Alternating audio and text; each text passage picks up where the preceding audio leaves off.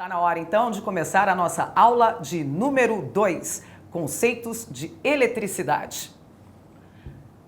Vamos começar então, Alberto, já explicando o que é eletricidade. Vamos lá.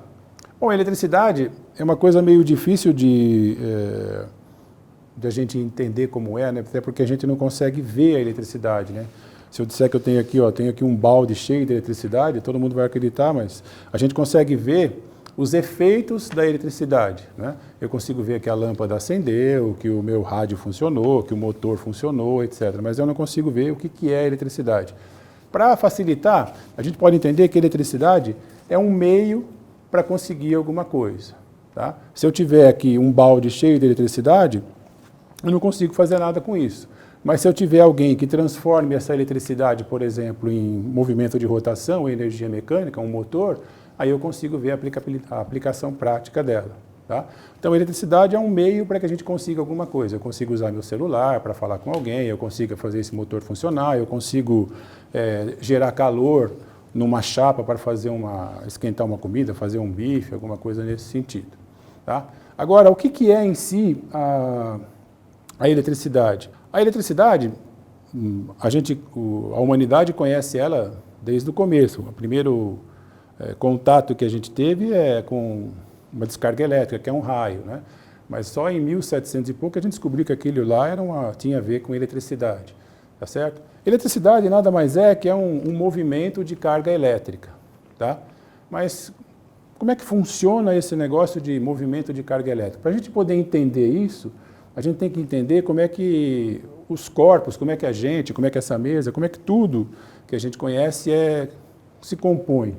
Tá? Se a gente pegar, por exemplo, esse pedaço de borracha aqui e começar a ampliar, for olhando bem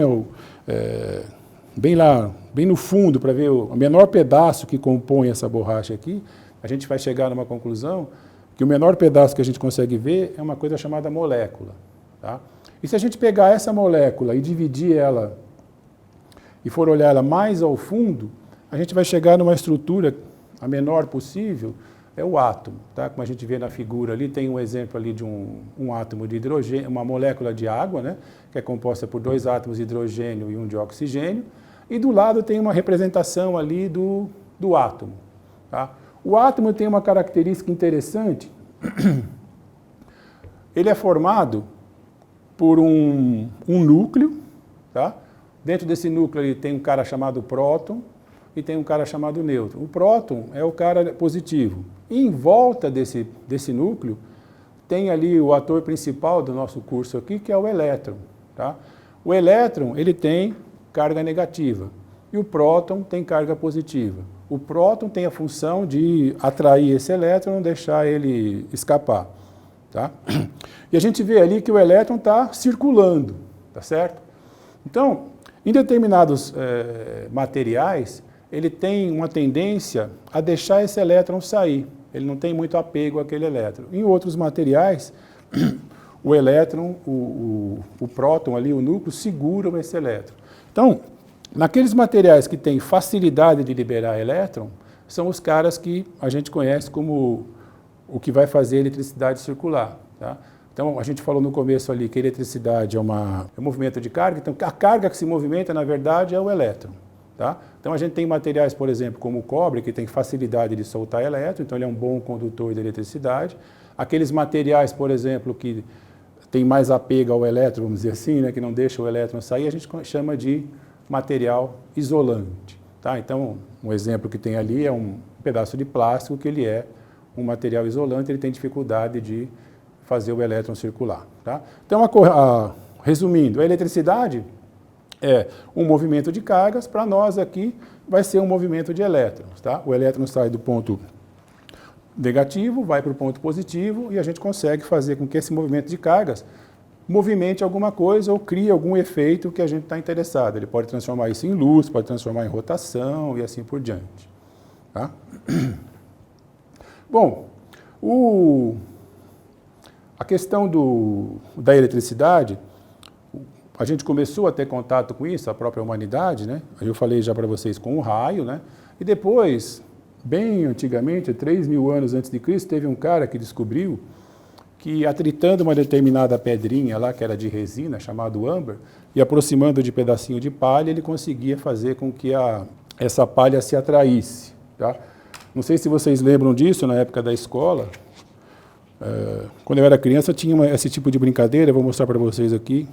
Eu trouxe até uns papeizinhos que eu treinei eles um tempão. E trouxe um material aqui, esse cobertorzinho aqui é de lã.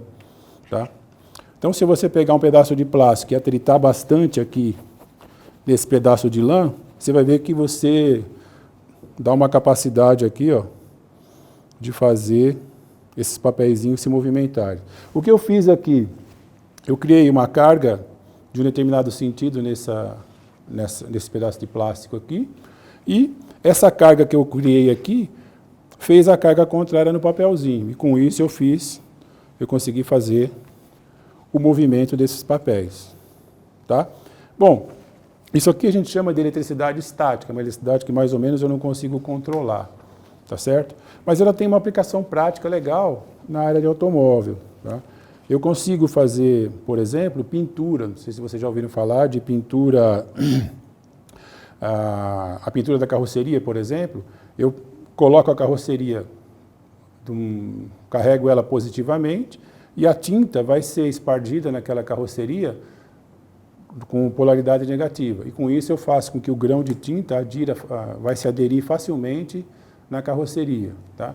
Então a gente tem uma aplicação prática bastante útil na questão do automóvel. Uma outra coisa interessante também, a primeira aplicação prática que a gente viu em série de eletricidade estática foi naquelas máquinas, as primeiras máquinas de fazer cópia de papel.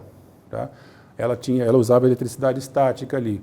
Ela tinha um cilindro que ele era carregado numa determinada carga e você fazia no cilindro com cera o desenho do que você queria imprimir. Então, ó, as letras, por exemplo, ficavam ali sem a cera para ter a carga positiva aparecendo. E a tinta vinha com carga contrária e fazia isso a união do papel. Certo? Então, rapidamente aí a gente falou da questão das cargas e da aplicação prática. A questão da carga é importante a gente saber porque tem um ponto importante na questão da eletricidade, que é fundamental que a gente conheça para trabalhar no dia a dia, que é a questão do que acontece com essas cargas aí. Acho que é mais ou menos intuitivo para a gente, né? Vamos brincar um pouquinho com o ímã aqui. Todo mundo lembra do ímã? É só um comparativo aqui, né? Se eu tenho, por exemplo, o ímã sempre tem o lado positivo e o lado negativo, né? Se eu colocar polaridade diferente, eu vou ter atração aqui, né? Tá?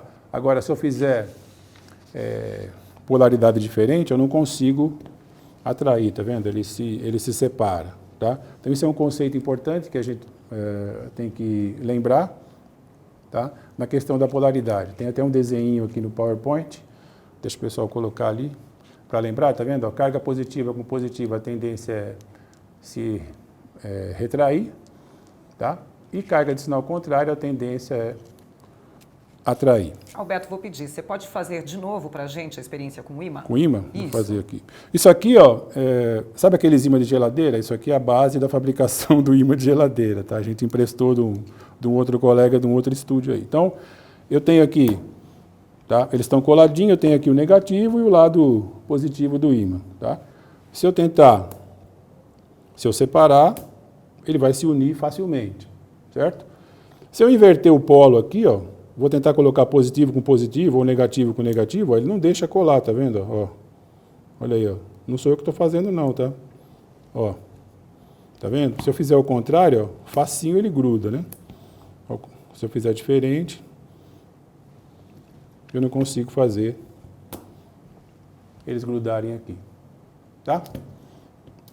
Bom, nós vimos então aí, na segunda aula, a gente fez um esboço geral de como funciona a eletricidade, do que é eletricidade. Essa foi a aula de número 2.